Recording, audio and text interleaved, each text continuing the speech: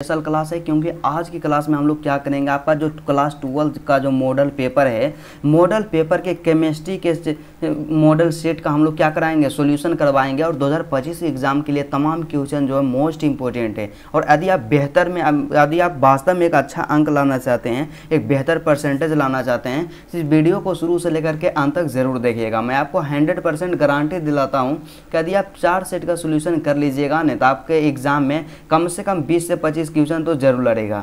तो चलिए, सबसे पहला प्रश्न हमारे पास जो दिया गया है मोस्ट इंपॉर्टेंट है। हम लोग बिना टाइम का इन्वेस्ट किए मेरे दोस्त स्टार्ट करते हैं। तो पहला क्वेश्चन यहाँ से क्या दिया गया है, तो पहला क्वेश्चन है कि ऑक्सीजन और ओजोन है क्या, ऑक्सीजन और ओजोन क्या है, समभारिक है या समअवयवी है या अपरूप है या समस्थानिक है। बताना है कि ऑक्सीजन और ओजोन क्या है। तो ऑक्सीजन को हम लोग क्या लिखते हैं, O2 लिखते हैं, और ओजोन को क्या लिखते हैं, O3 लिखते हैं। तो यहाँ पे ओजोन जो है ना, क्या ओजोन जो है ना ऑक्सीजन का अपरूप है, क्या ऑक्सीजन का अपरूप है। तो इसलिए इसका जो सही आंसर होगा आपका ऑप्शन नंबर सी हो जाएगा। क्या हो जाएगा, अपरूप हो जाएगा। क्या ऑप्शन नंबर सी जो होगा इसका बिल्कुल सही आंसर हो जाएगा, अपरूप हो जाएगा। उसके बाद अगला प्रश्न जो यहाँ पे 2 नंबर का क्वेश्चन दिया गया है, मोस्ट इंपोर्टेंट क्वेश्चन है। तो दूसरा क्वेश्चन क्या कहता है आपसे कि निम्नलिखित में कौन, क्या निम्नलिखित में कौन द्विभाषिक अम्ल है, क्या निम्नलिखित में कौन द्विभाषिक अम्ल है। तो इसका जो सही आंसर होगा कि H2PO2 जो है ना द्विभाषिक अम्ल है। तो ऑप्शन नंबर ए जो होगा आपका बिल्कुल सही आंसर होगा। क्या ऑप्शन नंबर ए जो होगा आपका बिल्कुल सही आंसर होगा, H2PO2। उसके बाद अगला प्रश्न के बारे में बात कर लेते हैं। तो उससे पहले आपको हम बताते हैं कि यदि आप इसका PDF नोट्स लेना चाहते हैं फ्री में, तो फ्री में PDF नोट्स लेना चाहते हैं तो डिस्क्रिप्शन में व्हाट्सएप का लिंक दिया हुआ है, वहां से जा करके आप ग्रुप को ज्वाइन कीजिए, वहां फ्री ऑफ कोर्स PDF दिया जाएगा। तो यहाँ पे अगला क्वेश्चन क्या कहता है यहाँ से 3 नंबर का कि संक्रमण तत्वों का आवर्त सारणी के अंतर्गत है, मतलब संक्रमण तत्वों का जो स्थान है ना वह कहाँ है, S ब्लॉक में है या P ब्लॉक में होता है या D ब्लॉक में होता है या इनमें से किसी में भी नहीं होता है। तो आपको पता होना चाहिए कि जो भी संक्रमण तत्व होते हैं वे D ब्लॉक में होते हैं। क्या होते हैं, D ब्लॉक में होते हैं। और D ब्लॉक के तत्वों को संक्रमण तत्व के नाम से हम लोग जानते हैं। तो इसका जो सही आंसर होगा माय डियर क्या हो जाएगा, ऑप्शन नंबर सी हो जाएगा, D ब्लॉक। क्या ऑप्शन नंबर सी आपका हो जाएगा, D ब्लॉक हो जाएगा, क्योंकि D ब्लॉक के तत्वों को हम लोग संक्रमण तत्व के नाम से भी जानते हैं। इसी तरह से हम लोग बढ़ते हैं। अगला क्वेश्चन जो यहाँ पे दिया गया है 4 नंबर का क्वेश्चन है, जो कि मोस्ट इंपोर्टेंट है आपके एग्जाम के दृष्टिकोण से। तो चौथा प्रश्न आपसे क्या कह रहा है, इसको ध्यान से समझिएगा, क्योंकि मेरा यही टारगेट है कि आप एग्जाम में ऑब्जेक्टिव में क्या है कि 35 आउट ऑफ 35 स्कोर कीजिए। क्या कीजिए कि 35 में से 35 आप लाने का प्रयास कीजिए। और जितना ज़्यादा आप प्रैक्टिस कीजिएगा उतना ज़्यादा आपके अंदर कॉन्फिडेंस और कॉन्सेप्ट डेवलप होगा। तो यहाँ पे अगला क्वेश्चन क्या कहता है 4 नंबर का कि निम्नलिखित में से किन तत्वों में, क्या निम्नलिखित में से किन तत्वों में 4f कक्षकों में इलेक्ट्रॉन क्रमबद्ध रूप से भरता है। तो देखिए 4f कक्षकों में जो इलेक्ट्रॉन पूर्ण रूप से भरता है ना वो लैंथेनाइड तत्वों में भरता है। किस में भरता है, लैंथेनाइड तत्वों में भरता है। तो आपका जो ऑप्शन नंबर ए होगा ना लैंथेनाइड, बिल्कुल आपका सही आंसर है, ऑप्शन नंबर ए। ठीक है, इसी तरह का प्रश्न एग्जाम में आपसे पूछ भी करेगा, इसलिए इसको इग्नोर नहीं कीजिएगा। तो चलिए मज़ेदार क्वेश्चन यहाँ से आ गया है। 5 नंबर का प्रश्न है कि FeCN यहाँ पे 6 कर दीजिएगा कि FeCN 6 में Fe की ऑक्सीकरण अवस्था क्या है। तो देखिए ऑक्सीकरण अवस्था, ऑक्सीडेशन नंबर आपको निकालना है। तो यहाँ पे हमारे पास जो क्या दिया गया है, Fe दिया गया है, उसके बाद फिर क्या है Cn के पावर यहाँ पे 6 है। ठीक है, इस तरह से फिर बड़े ब्रैकेट में यहाँ पे हम लोग बंद कर दिए। और इसके ऊपर में यहाँ पे क्या है, थोड़ा सा क्वेश्चन में मिस्टेक है, यहाँ पे क्या है -3 है। तो इसमें क्या करना है कि Fe का क्या निकालना है, ऑक्सीकरण अवस्था। तो देखिए जिसका ऑक्सीकरण अवस्था निकालना है उसे हम लोग x मान करके चलते हैं। ठीक है, तो यहाँ पे Fe का निकालना है तो Fe को मान लेंगे, x मान लेंगे, फिर क्या कर देंगे प्लस कर देंगे। अब यहाँ से देखिए यहाँ पे 6 है तो गुना कर दीजिए आप, क्या 6 कर दीजिए। अब यहाँ पे Cn है तो Cn के ऊपर आयन जो रहता है -1 रहता है, तो -1 के गुना कर देना है। और उसके बाद फिर क्या हो जाएगा माय डियर, -1 से हम लोग क्या कर दिए गुना कर दिए। और उसके बाद बराबर में क्या हो जाएगा, यहाँ पे माइनस में 3 देल है, क्या यहाँ पे जो है माइनस में 3 देल है, तो यहाँ से क्या हो जाएगा माइनस के 3। फिर एक बार फिर से समझिएगा कि जिसका ऑक्सीकरण अवस्था निकालना हो, तो यहाँ पे एफ का ऑक्सीकरण निकालना हो तो इसे हम लोग x मान लिए, तो यहाँ पे एफ की जगह x लिख दिए। फिर क्या कर देंगे, यहाँ से प्लस कर देंगे, और यहाँ पे जो भी पावर दिया हुआ है ना उसको यहाँ पे दे करके गुना कर देते हैं, ठीक है। और उसके बाद यहाँ पे Cn है, तो Cn के ऊपर जो आयन रहता है क्या रहता है, -1 रहता है, तो इससे गुना हम लोग कर दिए, क्या इससे गुना हम लोग कर दिए, ठीक है। उसके बाद फिर क्या आता है, बराबर में दे दिए -3, क्योंकि यहाँ पे -3 था, और इसका कैलकुलेशन जब करेंगे तो यहाँ पे x है, तो यहाँ पे x हो जाएगा, ठीक है। अब प्लस माइनस क्या हो जाएगा माइनस, तो माइनस के 6 गुने -1, तो -6, अब बराबर में यहाँ पे -3 है, तो यहाँ से -3 हो जाएगा, ठीक है। उसके बाद फिर क्या होगा, x है, तो अब माइनस वाला को इधर लेकर चल जाएंगे, तो यहाँ पे बराबर में क्या हो जाएगा -3, अब प्लस हो जाएगा 6, तो यहाँ से क्या हो जाएगा -3 अब +6 बराबर क्या हो जाएगा +3। तो आपका जो ऑप्शन नंबर सही आंसर होगा +3, इसका जो क्या है ऑक्सीकरण अब है, बिल्कुल आसान प्रश्न है, ठीक है। उसके बाद अगला क्वेश्चन की ओर बढ़ते हैं। तो अगला क्वेश्चन जो हमारे पास दिया गया है मोस्ट इंपोर्टेंट है, 6ठा नंबर का क्वेश्चन। तो 6ठा क्वेश्चन हमसे क्या कहता है, तो 6ठा क्वेश्चन का कहना है कि CuNH3 के पावर 4 +2 में संकरण क्या होता है। यहाँ से सीधा सा देखिएगा कि CuNH3 क्या CuNH3 है, ठीक है। और उसके बाद यहाँ से बड़ी ब्रैकेट करके यहाँ पे दे दिया है क्या, इसका पावर कितना है, इसका यहाँ पे 4 है और प्लस में यहाँ पे 2 है, तो इसका संकरण क्या होगा, तो इसका जो संकरण होगा क्या होगा माय डियर स्टूडेंट। तो इसके संकरण के बारे में बात किया जाए तो इसका संकरण क्या होता है, तो इसका जो संकरण होगा ने DS क्या होता है DsP2 होगा, क्या DsP2। तो देखिए ऑप्शन नंबर जो होगा आपका C होगा, बिल्कुल सही आंसर होगा, DsP2 होता है, ठीक है। उसके बाद अगला प्रश्न के बारे में बात करते हैं। तो यहाँ से 7वां प्रश्न हमारे पास दिया गया है। तो 7 नंबर का क्वेश्चन क्या कहता है कि विटामिन B12 में निम्नलिखित में से कौन उपस्थित रहता है। तो देखिए विटामिन जो B12 होता है उसमें कोबाल्ट धातु पाया जाता है। कौन सा धातु पाया जाता है, कोबाल्ट पाया जाता है। तो आपका ऑप्शन नंबर जो ए होगा बिल्कुल सही आंसर होगा, क्या ऑप्शन नंबर जो है ए होगा बिल्कुल सही आंसर होगा। उसके बाद अगला प्रश्न के बारे में बात किया जाए तो यहाँ पे 8वां क्वेश्चन जो दिया गया है, 8वां क्वेश्चन क्या कहता है कि निम्नलिखित में से किस जटिल आयन की ज्यामिति चतुष्फलीय नहीं है, क्या चतुष्फलीय नहीं है, क्या निम्नलिखित में से किस जटिल आयन का जो है क्या है ज्यामिति जो है चतुष्फलीय नहीं है। काफ़ी मोस्ट इंपोर्टेंट प्रश्न है। तो इसका जो सही आंसर होगा क्या हो जाएगा, मोस्ट इंपोर्टेंट और VVI प्रश्न है। तो देखिए माय डियर स्टूडेंट, इसका जो सही आंसर होगा क्या होगा, मोस्ट इंपोर्टेंट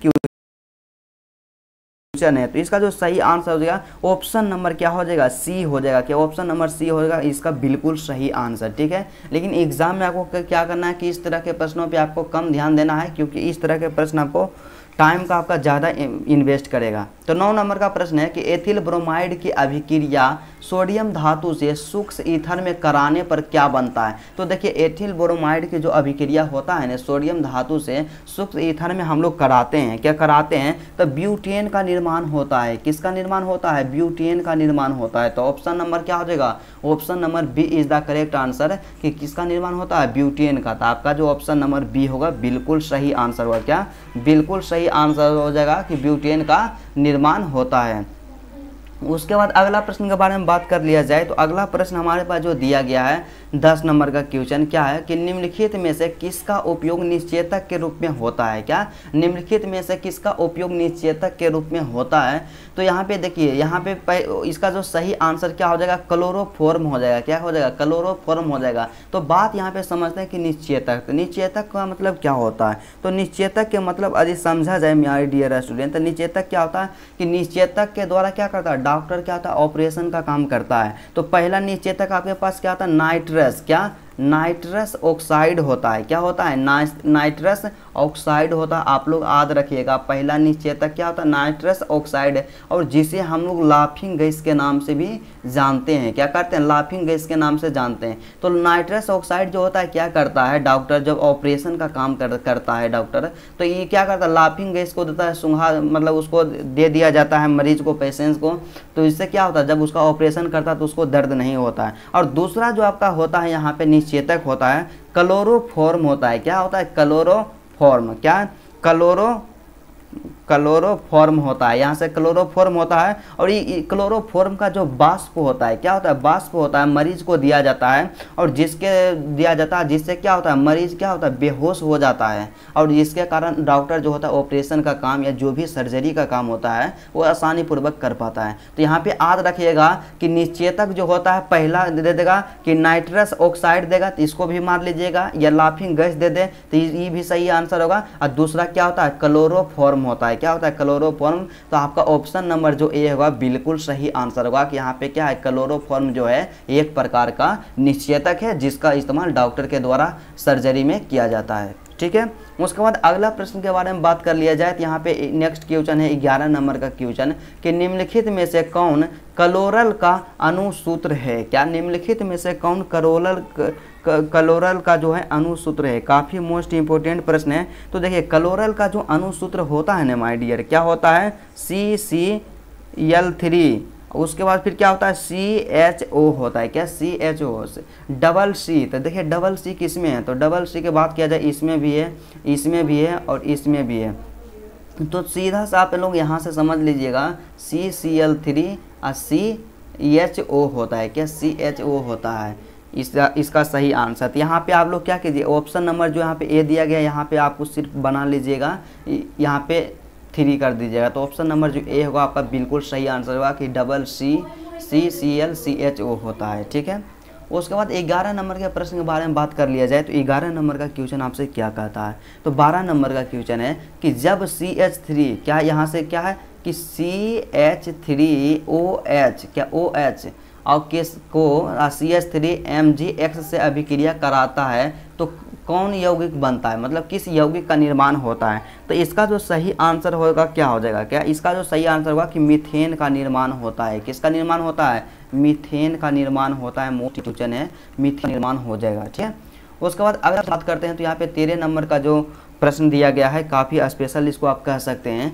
कि रासायनिक सूत्र जो एल्केनॉल के सजातीय समूह को प्रदर्शित है। तो देखिए एल्केनॉल के जो सजातीय समूह होता है ना उसको प्रदर्शित कौन करता है, उसको प्रदर्शित CnH2n+2 वो जो होता है प्रदर्शित। आप लोग मेजिए यहाँ से इसका जो सही आंसर CnH2n+2 वो हो जाएगा। ऑप्शन नंबर जो यहाँ पे आपका सी जो दिया गया ये आंसर। अगर आप पता है कि एल्केनॉल का जो सजातीय समूह होता है क्या होता है, H2 में वो होता है। ठीक है, इतना रखिएगा और एग्जाम में इसी तरह का आपका दिमाग होगा। ठीक है, उसके बाद अगला क्वेश्चन के बारे में बात कर लिया जाए तो यहाँ पे क्या 14 नंबर का क्वेश्चन है कि एथेनॉल का समावयवी निम्नलिखित में से कौन है। तो देखिए एथेनॉल के समावयवी के बारे में बात किया जाए तो इसका जो समावयवी होता है ना my dear student, dimethyl ether होता है। क्या होता है, डाईमेथिल ईथर होता है। तो आपका ऑप्शन नंबर जो बी है, क्या ऑप्शन नंबर जो बी है 110% आंसर और जेन्युइन आंसर है, डाईमेथिल ईथर होता है। ठीक है, उसके बाद 15 नंबर के क्वेश्चन के बारे में बात कर लिया जाए तो 15 नंबर का क्वेश्चन हमारे पास जो दिया गया है तो 15 नंबर का क्वेश्चन हमसे क्या कर रहा है। तो 15 नंबर के क्वेश्चन का कहना है कि निम्नलिखित में से ल्यूकास अभिकर्मक कौन है। तो देखिए ल्यूकास अभिकर्मक जो होता है ना सांद्र HCl अनाद्र ZnCl2 होता है। आप लोग मिला लीजिएगा सांद्र HCl और Zn, इसका जो सही आंसर नंबर बिल्कुल हो जाएगा अनाद्र ZnCl2 और सांद्र HCl जो होता है ल्यूकास अभिकर्मक के बारे में अभिकर्मक होता है। और कई बार एग्जाम में पूछा जा चुका ल्यूकास अभिकर्मक कौन है, इसलिए इसको आप इम्पोर्टेंट जरूर कर दीजिएगा। उसके बाद अगला प्रश्न की बात कर लिया जाए तो यहाँ पे 16 नंबर का क्वेश्चन हमारे पास दिया गया है जो कि मोस्ट इंपोर्टेंट में से किस एल्काइलेशन संभव, किसमें एल्काइलेशन संभव होता है। क्या होता है, ऑप्शन को देखते हैं कि सिर्फ प्राइमरी एमीन में या सिर्फ सेकेंडरी एमीन में एल्काइलेशन संभव है या सिर्फ टर्सरी एमीन में एल्काइलेशन संभव है। और ऑप्शन डी का है मेरे दोस्त कि प्राइमरी एवं सेकेंडरी दोनों एमीन में एल्काइलेशन संभव है। तो देखिए इसका जो सही आंसर होगा ना कि आपका जो प्राइमरी और सेकेंडरी दोनों प्रकार का जो एमीन होता है उसमें क्या होता है, एल्काइलेशन जो होता है संभव होता है। तो इसलिए इसका सही आंसर ऑप्शन नंबर डी होगा कि प्राइमरी एवं सेकेंडरी दोनों यहाँ पे जो एमीन होता है उसमें क्या होता है, एल्काइलेशन जो होता है संभव होता है। तो 16 का ऑप्शन नंबर जो होगा डी होगा बिल्कुल सही आंसर कि दोनों में क्या प्राइमरी और सेकेंडरी दोनों में एल्काइलेशन संभव होता है। उसके बाद 17 नंबर के प्रश्न के बारे में बात कर लिया जाए तो 17 नंबर का क्वेश्चन कहता है कि निम्न में से कौन सर्वाधिक मीठा शर्करा है। क्या निम्न में से कौन सर्वाधिक मीठा शर्करा है। तो सबसे मीठा शर्करा के बारे में बात किया जाए तो फ्रक्टोस है। कौन है, फ्रक्टोस। क्या है, फ्रक्टोस जो है सबसे मीठा शर्करा है। तो इसका सही आंसर ऑप्शन नंबर क्या हो जाएगा, बी हो जाएगा। फ्रक्टोस जो है सबसे मीठा शर्करा है। उसके बाद 18 नंबर के क्वेश्चन के बारे में बात कर लिया जाए तो 18 नंबर का क्वेश्चन हमारे पास है कि निम्न में से कौन एस्टेरॉयड से संबंधित है। क्या निम्न में से कौन एस्टेरॉयड से संबंधित है। तो देखिए विटामिन डी जो है, क्या क्या आपका विटामिन डी जो है एस्टेरॉयड से संबंधित है। तो ऑप्शन नंबर डी जो आपका होगा बिल्कुल सही आंसर होगा। विटामिन डी होता है एस्टेरॉयड से संबंधित होता है। ठीक है। उसके बाद अगला प्रश्न जो यहाँ पे दिया गया है 19 नंबर का क्वेश्चन। तो 19 नंबर का प्रश्न हमसे क्या कहता है कि डीएनए तथा आरएनए में समान भस्म है। तो डीएनए तथा आरएनए में जो समान भस्म होता है क्या होता है। मोस्ट इंपोर्टेंट और पॉपुलर प्रश्न है। तो इसका जो सही आंसर होगा गुएनिन। क्या गुएनिन, एडिनिन और साइटोसिन जो होता है। क्या साइटोसिन। ऑप्शन नंबर आपका बी जो होगा बिल्कुल सही आंसर होगा, ऑप्शन नंबर बी। उसके बाद अगला प्रश्न के बारे में बात करते हैं तो यहाँ पे 20 नंबर का क्वेश्चन हमारे पास दिया गया है कि रबर को सल्फर के साथ गर्म करने की क्रिया को हम लोग क्या कहते हैं। तो देखिए रबर जो रबर होता है, क्या होता है, जो रबर होता है, रबर को सल्फर के साथ हम लोग क्या करते हैं, गर्म करते हैं। क्या करते हैं, गर्म करते हैं। तो ये जो प्रक्रिया होता है, जो प्रोसेस होता है, तो उसे हम लोग क्या कहते हैं, वल्नीकरण कहते हैं। क्या कहते हैं, वल्नीकरण कहते हैं। तो ऑप्शन नंबर जो आपका सी होगा बिल्कुल सही आंसर होगा कि जब रबर को सल्फर के साथ गर्म किया जाता है तो गर्म करने की जो प्रक्रिया होता है वो वल्नीकरण कहलाता है। क्या कहलाता है, वल्नीकरण कहलाता है। ऑप्शन नंबर सी जो होगा आपका बिल्कुल सही आंसर होगा। उसके बाद अगला प्रश्न के बारे में बात कर लेते हैं तो नेक्स्ट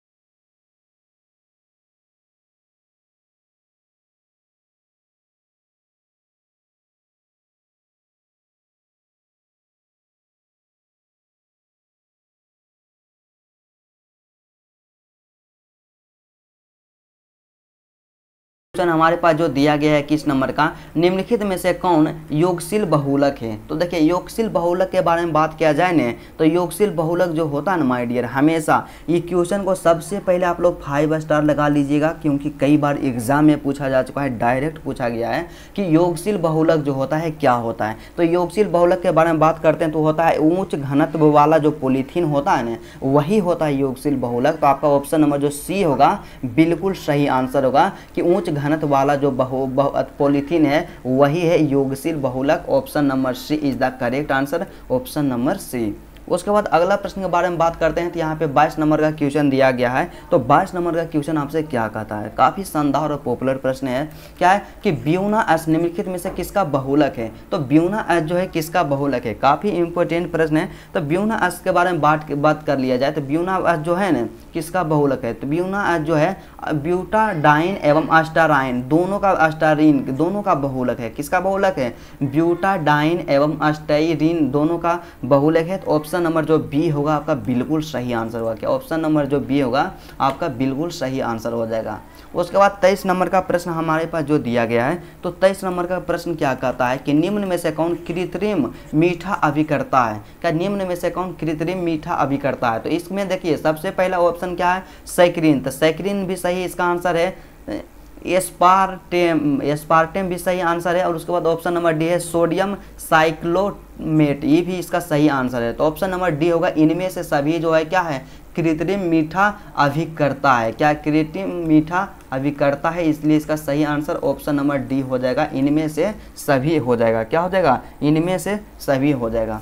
उसके बाद अगला प्रश्न के बारे में बात करते हैं तो 24 नंबर का क्वेश्चन हमारे पास जो दिया गया है 24 नंबर का क्वेश्चन का क्या कहना है कि निम्नलिखित में से किसका उपयोग एंटीसेप्टिक के रूप में होता है। क्या होता है कि निम्नलिखित में से किसका उपयोग जो होता है एंटीसेप्टिक के रूप में किया जाता है। काफ़ी मोस्ट इंपोर्टेंट प्रश्न है।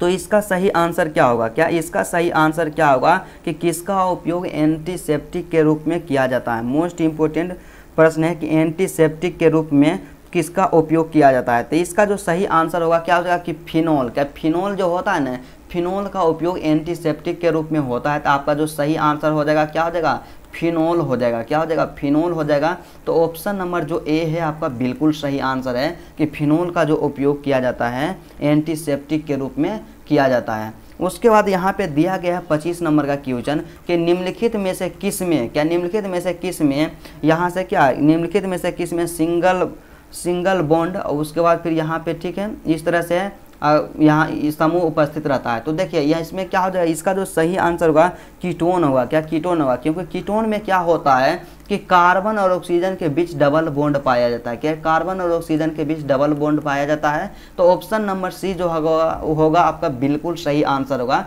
कीटोन हो जाएगा। ठीक है, उसके बाद अगला जो प्रश्न यहाँ पे दिया गया है 26 नंबर का क्वेश्चन कहता है कि रेक्टिफाइड स्पिरिट में रहता है, क्या रेक्टिफाइड स्पिरिट में क्या रहता है, 75% एल्कोहल रहता है या 95.5% एल्कोहल रहता है या 55% एल्कोहल रहता है या 100% एल्कोहल रहता है। तो रेक्टिफाइड स्पिरिट जो होता है ना उसमें 95.5% जो होता है एल्कोहल रहता है। तो यहाँ पे आपका जो सही आंसर होगा ऑप्शन नंबर बी हो जाएगा, 95.5% क्या रहता है, एल्कोहल रहता है। उसके बाद 27 नंबर का क्वेश्चन हमारे पास जो दिया गया है, तो 27 नंबर का क्वेश्चन क्या है कि एल्डिहाइड एवं कीटोन दोनों का समान सूत्र है। तो देखिए एल्डिहाइड और कीटोन जो होता है दोनों का समान सूत्र क्या होता है, तो दोनों का जो समान सूत्र होता है ना CN, क्या CnH2NO होता है। क्या होता है, CnH2NO होता है। तो आपका जो ऑप्शन नंबर बी है CnH2NO होगा। क्या CnH2N जो O है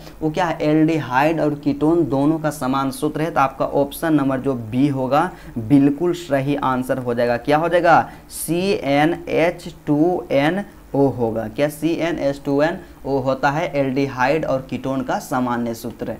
उसके बाद 28 नंबर का प्रश्न हमारे पास जो दिया गया है, तो 28 नंबर का क्वेश्चन क्या कहता है कि आइसोप्रोपिल एल्कोहल के ऑक्सीकरण से निम्नलिखित में से कौन प्राप्त होता है। तो देखिए यहाँ पे बात किया जाए तो आइसोप्रोपिल एल्कोहल के ऑक्सीकरण में निम्नलिखित में से जो प्राप्त होता है एसीटोन प्राप्त होता है। कौन प्राप्त होता है, एसी, यहाँ से ध्यान रखिएगा एसीटोन। क्या एसीटोन जो होता है एसीटोन प्राप्त होता है। तो आपका ऑप्शन नंबर जो ए होगा बिल्कुल सही आंसर हो जाएगा, एसीटोन प्राप्त होगा। ठीक है, उसके बाद 29 नंबर का प्रश्न हमारे पास जो दिया गया है, तो 29 नंबर का क्वेश्चन क्या कहता है कि कैल्शियम एसीटेट और कैल्शियम फॉर्मेट के मिश्रण को गर्म करने पर निम्नलिखित में से क्या बनता है। तो देखिए जब हम क्या करेंगे कि कैल्शियम एसीटेट और कैल्शियम फॉर्मेट के मिश्रण को गर्म करेंगे तो गर्म करने पर न हमें क्या मिलेगा, एसिटल्डिहाइड का निर्माण होगा। किसका निर्माण होगा, एसिटल्डिहाइड का निर्माण होगा। तो ऑप्शन नंबर जो आपका डी होगा बिल्कुल सही आंसर होगा, एसिटल्डिहाइड का निर्माण होता है। ठीक है,